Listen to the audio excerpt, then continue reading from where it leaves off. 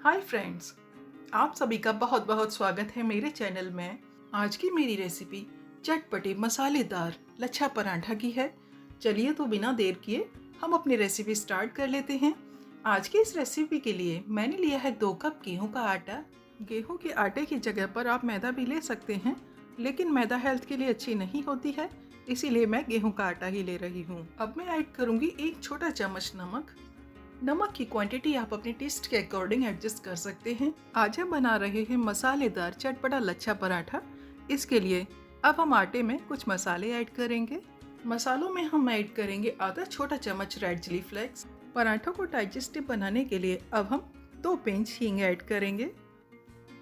अब हम ऐड करेंगे आधा छोटा चम्मच गरम मसाला और 1 छोटा चम्मच आमचूर पाउडर, 1 छोटा चम्मच धनिया पाउडर, आधा छोटा चम्मच जीरा पाउडर, आधा छोटा चम्मच काली मिर्च पाउडर। पराठों में हल्का कलर लाने के लिए हम आधा छोटा चम्मच हल्दी पाउडर ऐड करेंगे। अब थोड़ा थोड़ा पानी ऐड करके हम मीडियम सख्त डो तैयार करेंगे। लच्छा पराठा बनाने के लिए सॉफ्ट डो तैयार नहीं करना चाहिए, क्योंकि सॉफ्ट डो से तैयार होने वाले लच्छे आपस में चिपक जाते हैं। तो ये देखिए, मैंने लच्छा पराठा बनाने के लिए थोड़ा सा सख्त डो तैयार कर लिया है। ये हमारा थोड़ा सा सख्त डो रेडी हो चुका है, लेकिन अभी ये पराठा बनाने के लिए रेडी नहीं है, क्योंकि इसमें बिल्कुल भी इलास्टिसिटी नहीं है। आप देखिए, ये बहुत ही जल्दी टूट रहा है। इस तरह तुरंत के तैयार किए गए डो से पराठे अच्छे नहीं बनते हैं, इसीलिए अब इस डो को हम 15 मिनट के लिए रेस्ट पर रखेंगे। 15 मिनट के बाद अब हम इसमें 1 छोटा चम्मच घी ऐड करके इसे थोड़ा सा और स्मूथ करेंगे। अब ये डो काफ़ी स्मूथ हो चुका है। अब इस डो से हम लोइयां बनाकर तैयार करेंगे। लच्छा पराठा बनाने के लिए नॉर्मल चपाती और पराठे के कंपैरिजन में थोड़ी सी बड़ी लोई बनाकर तैयार की जाती है। तो ये मैंने 1 लोई बनाकर तैयार कर ली है। इसी तरह से मैं पूरे डो से लोइयां बनाकर तैयार कर चुकी हूँ। तो अब हम 1 लोई को आटे से थोड़ा सा कोट करेंगे। एक्स्ट्रा आटे को इस तरह से हमें झाड़ देना है। अब हम पराठा बनाने के लिए पतली शीट बेलकर तैयार करेंगे। शीट तैयार करने के बाद अब हमें इसको ग्रीस करना है। इसके लिए आप देसी घी या बटर कुछ भी ले सकते हैं। अब इस घी को पूरी शीट पर अच्छी तरह से स्प्रेड कर देना है। जब इस शीट को ग्रीस करने के बाद जब इससे दोबारा लोइयां बनाकर तैयार की जाती हैं, तो इस लोई को कम से कम 10 मिनट तक फ्रिज में रेस्ट देना होता है, जिससे कि इसका घी जम सके और हमारे सभी लच्छे बढ़िया ढंग से खुल सकें। लेकिन हम इस रेसिपी को विंटर सीजन में ही बना रहे हैं और ये देखिए, घी तो अभी से ही जम चुका है। तो अब लोई बनाने के बाद इसे फ्रिज में रखने की ज़रूरत नहीं है। शीट को ग्रीस करने के बाद अब हम इस पर मैदा स्प्रिंकल करेंगे। शीट पर घी और मैदा लगाने से लच्छे आपस में चिपकते नहीं हैं और लच्छा पराठा बहुत ही बढ़िया बनकर तैयार होता है। अब इस मैदा को हम इवनली स्प्रेड कर देंगे।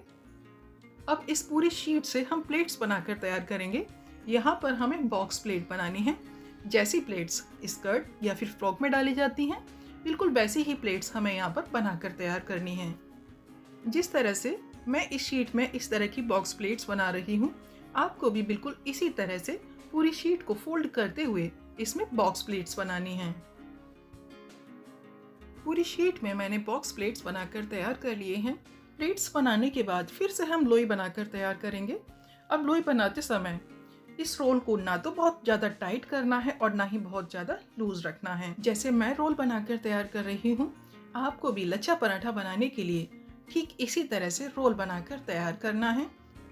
अब लास्ट में ये जो किनारे रह गए हैं, इनको नीचे ले जाते हुए अच्छी तरह से प्रेस कर देना है। तो ये हमारी 1 लोई बनकर तैयार हो चुकी है। दूसरी तरह से लच्छा पराठा बनाने के लिए हम एक और शीट बनाकर तैयार करेंगे। सेम प्रोसेस है। शीट तैयार करने के बाद इसको घी से ग्रीस करना है और ग्रीस करने के बाद इस पर थोड़ी सी मैदा स्प्रिंकल करनी है। अब एक नाइफ की हेल्प से इस पूरी शीट को पतली स्ट्रिप्स में कट करना है। पूरी शीट को मैंने स्ट्रिप्स में कट कर लिया है। अब नाइफ की हेल्प से इन स्ट्रिप्स को एक साथ इस तरह से फोल्ड करना है। अब इन स्ट्रिप्स को एक साथ मिलाकर इनसे हमें फिर से लोई बनाकर तैयार करनी है। अब इन सभी स्ट्रिप्स को हम एक तरफ से रोल करना स्टार्ट करेंगे। अब ये जो रोल है ना तो बहुत टाइट होना चाहिए और ना ही बहुत लूज होना चाहिए। अब लास्ट में ये जो स्ट्रिप्स के कॉर्नर्स बच जाते हैं, इनको भी हमें नीचे ले जाकर अच्छी तरह से प्रेस कर देना है। ये हमारी दूसरी तरह की लोई भी बनकर तैयार हो चुकी है। अब इस लोई पर हम थोड़ा सा आटा लगाएंगे। अब इस लोई से हम पराठा बनाकर तैयार करेंगे। लच्छा पराठे को बहुत ज़्यादा पतला नहीं बनाया जाता है। ज़्यादा पतला पराठा बनाने से इसके जो लच्छे होते हैं आपस में चिपक जाते हैं और बाद में ये खुलते नहीं हैं। तो इसीलिए इस पराठे की मोटाई नॉर्मल चपाती या पराठे के कंपैरिजन में थोड़ी सी ज़्यादा रखी जाती है। तो ये हमारा एक पराठा बनकर तैयार हो चुका है। इसी तरह से हम दूसरा पराठा बनाकर तैयार करेंगे। ये हमारा दूसरा पराठा भी बनकर तैयार हो चुका है और इसकी मोटाई भी मैंने नॉर्मल चपाती और पराठे के कंपैरिजन में थोड़ी सी ज़्यादा ही रखी है। पराठे को सेकने के लिए मैंने लो मीडियम फ्लेम पर तवे को गर्म कर लिया है। अब हमें पराठे को लो मीडियम फ्लेम पर ही सेकना है, क्योंकि हमने यहाँ पर पराठे की मोटाई थोड़ी सी ज़्यादा रखी है। इसीलिए पराठे को हमें लो मीडियम गैस पर ही सेकना है ताकि पराठा अंदर तक अच्छी तरह से सेक सके। पराठे को सेकते हुए करीब 2 मिनट हो चुके हैं। अब हम इसको फ्लिप करेंगे। पराठे को अब घी से अच्छी तरह से ग्रीस कर देना है। पराठे को फ्लिप करने के बाद इसकी दूसरी साइड को भी घी से अच्छे से ग्रीस कर देना है।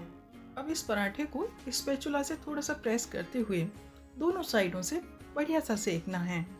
ये हमारा लच्छा पराठा दोनों ही साइडों से बहुत ही बढ़िया सेक चुका है। पराठे के सभी लच्छे बिल्कुल अलग अलग हैं। ये पराठा बहुत ही बढ़िया बनकर तैयार हुआ है। अब इस पराठे को हम प्लेट में ट्रांसफ़र कर देते हैं।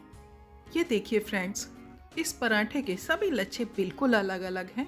जिस शीट में हमने स्ट्रिप्स काट कर लोई बनाकर तैयार की थी, उससे आपका इसी तरह का लच्छा पराठा बनकर तैयार होगा। पराठे में दोनों ही तरफ से सभी लच्छे बिल्कुल अलग अलग हैं। ये पराठा बहुत ही क्रिस्पी और टेस्टी बनकर तैयार होता है। अब दूसरे पराठे को भी हम लो मीडियम फ्लेम पर ही सेकेंगे। करीब 2 मिनट हो चुके हैं। अब हम पराठे को फ्लिप करेंगे और इसे घी से ग्रीस करेंगे। पराठे को फ्लिप करके इसकी दूसरी साइड को भी घी से ग्रीस करना है। अब इस पराठे को इस तरह से प्रेस करते हुए दोनों ही साइडों से बढ़िया सा सेक कर तैयार करना है। तो ये हमारा दूसरा लच्छा पराठा भी बनकर तैयार हो चुका है और इसके सभी लच्छे अलग अलग हैं। दोनों ही तरह से बने हुए लच्छा पराठा में सभी लच्छे बिल्कुल अलग अलग हैं। लच्छा पराठा की इस रेसिपी को आप एक बार जरूर ट्राई कीजिए। यदि आपको मेरा वीडियो पसंद आया हो तो इसे अपने फैमिली, फ्रेंड्स एंड रिलेटिव्स के साथ शेयर करना ना भूलिए। कमेंट करके जरूर बताइए आपको मेरा वीडियो कैसा लगा।